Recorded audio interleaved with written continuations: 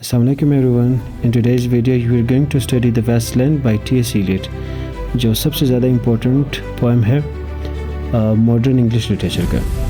ठीक है, ये दिखने में बड़ा ही डिफ़िकल्ट और कंफ्यूज्ड है, लेकिन in this video we are going to learn this very simple. इसमें सबसे पहला याद रखें कि me just take a pencil and write the notes. पहला आप लोगों ने क्या करना है कि हिस्टोरिकल बैकग्राउंड समझना है। ठीक है, अब वेस्टलैंड क्या है 1922 में लिखा गया था, जिससे 1922 में था जो आफ्टर वर्ल्ड वॉर के बाद इसे लिखा गया था, और जिसमें ये 4 पॉइंट्स आप लोगों ने याद रखने कि यूरोप जो था वो टोटली डिस्ट्रॉय हो चुका है। ठीक है, millions of the people died, और जो सोसाइटी है वो होपलेस हो चुकी है, और इसके साथ साथ जो पीपल है lost faith in the religion and morality. अब लोगों में वो मज़हब नाम की कोई चीज़ ना रही, ना अखलाकियात की तरफ। इसमें सिंपल आइडियाज़ में हम लोग ये बोल सकते हैं कि इसने ये सोसाइटी के बारे में बताया था टी.एस. एलियट ने कि society as dry, empty and spiritually dead represent करता है। ठीक है, जिसमें हम लोगों ने अब मीनिंग तलाश करनी, मीनिंग ऑफ द टाइटल कि ये वेस्टलैंड कहलाता ही क्यों है, क्योंकि wasteland is a dry barren place where nothing grows. Wasteland में जैसे कोई चीज़ हम लोग किसी बंजर ज़मीन में नहीं उगा सकते, इसी तरह से इन लोगों के साथ कंपेयर करके इन लोगों का भी कुछ नहीं हो सकता, क्योंकि ये लोग स्पिरिचुअली एम्प्टी है, खाली है। They don't keep any kind of values, norms, morals और एनीथिंग। मॉरल डिके इनका हो चुका है, लॉस ऑफ होप, अब उम्मीद ही ये लोग नहीं रख रहे। Why? Because of the war. ये वॉर के इम्पैक्ट्स है। ब्रोकन मॉडर्न सोसाइटी जो है वो सारी ख़त्म हो चुकी। मेन मैसेज में ये बताया गया कि modern society has lost meaning and purpose.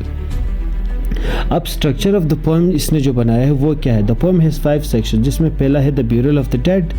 ठीक है, दूसरा है अ गेम ऑफ चेस, तीसरा है द सर्मन फायर, चौथा है डेथ बाय वाटर, और फिफ्थ जो है व्हाट द थंडर सेड।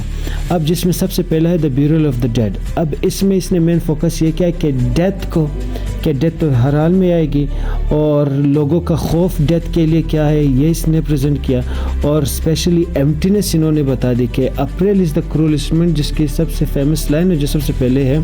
ठीक है, अब इसके एक्सप्लेनेशन में इसने ये बोला है कि अप्रैल जो है यूजुअली ब्रिंग्स न्यू लाइफ। ठीक है, कि मौसम बहार है क्योंकि वो ज़िंदगी बांट रहा होता है, लेकिन एलियट सेज कि इट्स अ क्रूअल, ये ज़्यादा जालिम, because people in modern society are spiritually dead and fair change. Means वो तो चेंजेस ला सकता है, अप्रैल कैन ब्रिंग दैट, लेकिन ये जो मॉडर्न सोसाइटी है स्पिरिचुअली डेड हो चुकी है, और ये लोग डरते हैं, नो लाइक दे फेयर। किस चीज़ से? वो अब चेंज होना ही नहीं चाहते, दे डोंट वांट चेंज। तो उन्हें खौफ आता है कि हम लोगों ने ये चेंजेस का क्या करना है। तो इस वजह से कि अप्रैल इज़ अ क्रूअल, वो चेंज लाना चाहते लेकिन हम लोगों को चाहिए नहीं, that's why April is a cruel. जिसमें की पॉइंट याद रखें कि people have lost hope and fear renewal. वो चेंजेस से डरते हैं, क्यों? क्योंकि उनके अंदर अब उम्मीद बाकी रही ही नहीं, क्योंकि मैनी पीपल डाइड। तो ये इम्पैक्ट है of the world. A game of chess क्या दिखाता है कि मेन फोकस है कि फेल्ड रिलेशनशिप से, इमोशनल एम्प्टीनेस है, और पोर कम्युनिकेशन है, जिसके हमारे पास एक्सप्लेनेशन ये हम लोग कर सकते हैं कि ये सेक्शन लव एंड मैरिज के बारे में बताता है, जो कि लव और मैरिज आजकल के मॉडर्न टाइम में वीक है और आर्टिफिशियल है। अगर चाहे तो वो शो करेगा and he is going to like maintain the same rules. अगर वो उसकी मन ना हो मीन्स इन लोगों की, तो वो आपस में मैरिज और लव को they are not going to maintain this. तो मॉडर्न सोसाइटी में रिलेशनशिप्स आर एम्प्टी, वो खाली है। अगर वो करते तो दैट्स आर्टिफिशियल, नॉट रियल। फिर तीसरा हमारे पास है फायर द सर्मन है, जिसमें मेन फोकस लस्ट है, करप्शन है, और मॉरल डिक्लाइन है कि हम लोग अखलाकियात को बिल्कुल मानते ही नहीं है। क्यों? अब इसमें इंपॉर्टेंट कैरेक्टर जो है वो ट्रेसियस है, अ वाइज ऑब्जर्वर।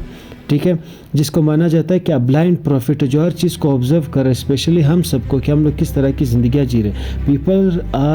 पीपल है are trapped in physical desire. हम लोग अपनी जो ख्वाहिशात में इतना गिर गए कि हैं फॉरगॉटन स्पिरिचुअल वैल्यूज़। हम लोग अपने बारे में इतना सोचते हैं कि हम लोगों ने स्पिरिचुअल वैल्यूज़ के बारे में सोचना ही छोड़ दिया।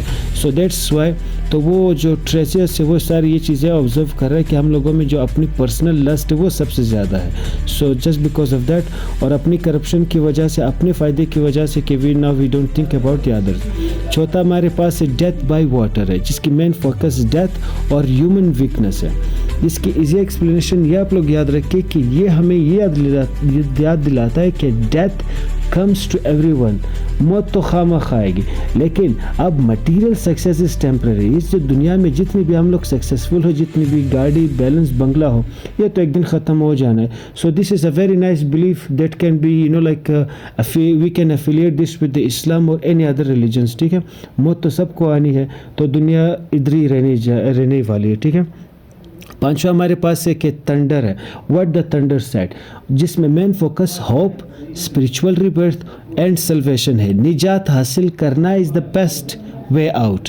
होप, उम्मीद रखना है, स्पिरिचुअल रिबर्थ हम लोगों ने करनी है, ख्वाह वो इम्पॉसिबल तो है लेकिन पॉसिबल हो सकता है।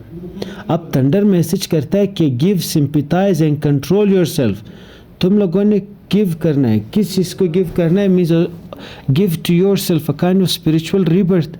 सिंपैथाइजर बन जाओ, एक दूसरे के बारे में सोचना शुरू कर दो। एंड कंट्रोल योर सेल्फ, अपनी लस्ट, अपनी जो सेल्फ की जो आप लोगों की सेल्फिशनेस है वो छोड़ दो। ठीक है, जिसमें फाइनल मैसेज देता है कि पीस इज़ पॉसिबल, ये मुमकिन है, लेकिन थ्रू स्पिरिचुअल डिसिप्लिन। आप लोग पहले स्पिरिचुअल रूहानी तौर पे सही हो जाओ। ठीक है, मेजर थीम्स इसके हमारे पास है 5 ऑफ देम। इसमें पहला है स्पिरिचुअल एम्प्टीनेस के पीपल हैव लॉस्ट फेथ। ठीक है, दूसरा है फ्रेगमेंटेशन, जिसमें हम लोग ये कह सकते हैं कि modern life is broken and confusing, क्योंकि कंफ्यूज इस वजह से क्योंकि हम लोग एक दूसरे से दूर है।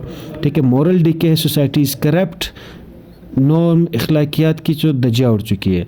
डेथ एंड रिबर्थ है, थ्रू दो सोसाइटीज़ डेथ, लेकिन रिन्यूअल अभी भी मुमकिन है, हो सकता है।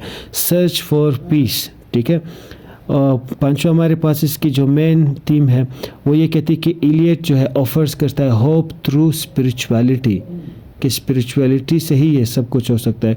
और इसमें कुछ सिंबल्स है जो सबसे ज़्यादा इंपॉर्टेंट हम लोगों ने याद करने। वेस्टलैंड क्या रिप्रेजेंट करता है? वेस्टलैंड रिप्रेजेंट करता है मॉडर्न सोसाइटी को, और जो फिर इसके बाद वाटर रिप्रेजेंट करता है डेथ को। ठीक है, और प्योरीफिकेशन को भी ये ज़ाहिर करता है, और रिबर्थ को भी। पानी से हम लोग ज़िंदा भी रह सकते हैं और पानी से लोग मरते भी हैं, और प्योरीफाई भी होता है, जिस तरह से बैप्टिज़म क्रिश्चियनिटी की तरफ इशारा है।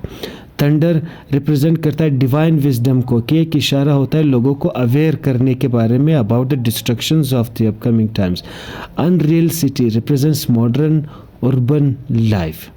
फीचर्स इसके आसान है, इसके फीचर्स याद रखें कि इसने लिखा कैसे है। तो मॉडर्निज्म में फ्रेगमेंटेड स्टाइल ये इस्तेमाल करता है, मल्टीपल वॉइसेस है, सिम्बॉलिज्म है, मिथोलॉजिकल रेफरेंसेस इस्तेमाल करता है, और पेसिमिज्म इस्तेमाल करता है। इसका ये मतलब है lastly the poem is broken structure, जिसमें रिफ्लेक्ट करता है द ब्रोकन मॉडर्न वर्ल्ड को।